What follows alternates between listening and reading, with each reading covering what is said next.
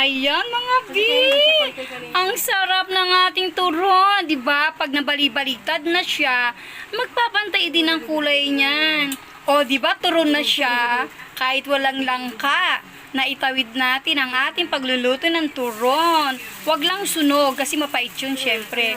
Kaya kailangan wag susunugin mga B, para hindi pumait ang ating turon, wag susunugin. Ayan, ang sarap, di ba mga B? Patuluin lang natin bago natin ilagay sa plate. Ang sarap ng amoy ng turon. Tapos may partner pa na malamig na juice. Pero sabi ko nga matamis yun, matamis din to. So kailangan cold water lang sa akin. Ayan, ang sarap naman. Then ayun, paulit-ulit lang po paglalagay sa kawali. Iuhulog nyo lang, babalik ta rin. Pagluto na ganyan lang, paulit-ulit lang po yan hanggang sa matapos. Yan.